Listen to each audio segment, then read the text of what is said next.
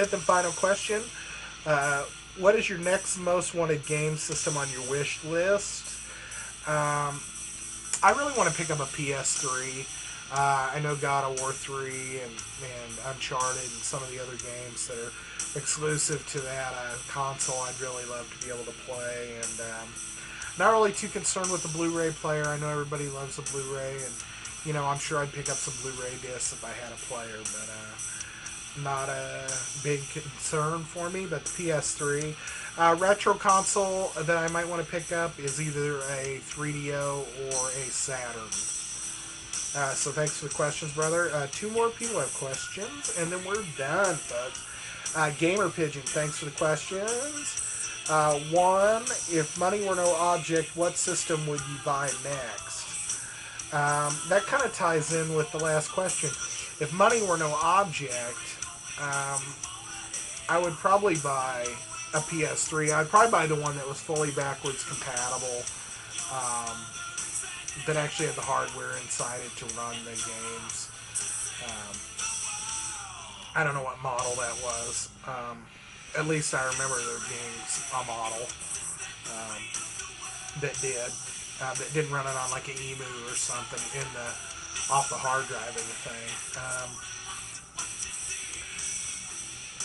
Let me see. If money were no object, what game would you buy next? I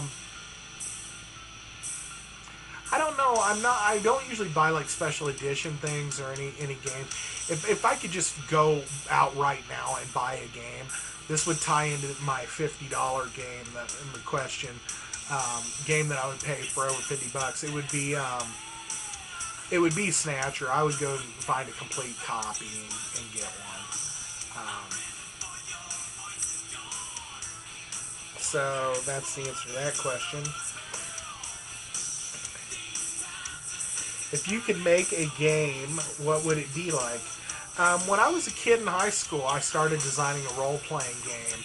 And it ended up, it was really crude, but it ended up that the game Shining Force was a lot like the game I wanted to create. Except I would have had more customizable stats and more items you could buy and do combinations. What's your deathbed game? I assume you mean what game do I want to finish before I die? I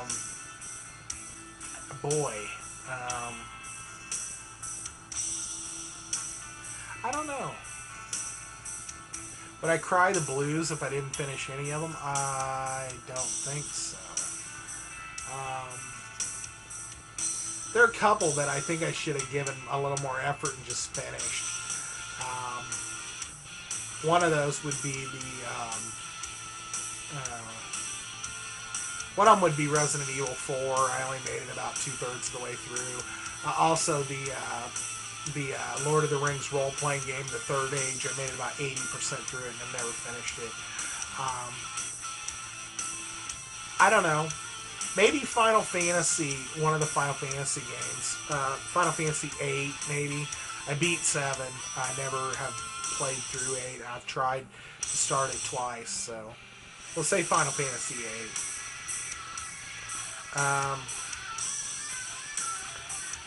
Number 5. As an outsider to America, it can seem like a scary place, at least for one like me.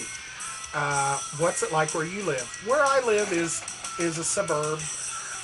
It's kind of rural. It's in the middle of the United States, pretty much smack dab in the middle. It's small town America. I mean, pretty much. We live on the outskirts of Kansas City, which is more of a metropolitan area, but it's not like in New York or Chicago or something where a lot of people live in a lot of high-rise buildings and stuff. It's really spread out, and it's I dig it because, like I said, I'm one person that's big on respect, and I feel like most of the time everybody in the Midwest is real respectful of one another. Nobody's too full of themselves. People willing to help each other, and I know especially when people pull together around Christmas and stuff and are doing charities and stuff. Our metro area always more than comes out and supports things like that.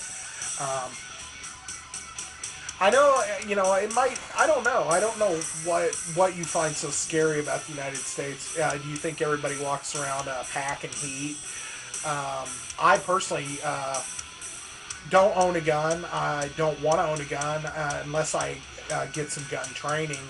And then I probably still wouldn't want to own a gun. I'm a pacifist. I really wouldn't want to have to take somebody's life. I guess it would really bother me. Um,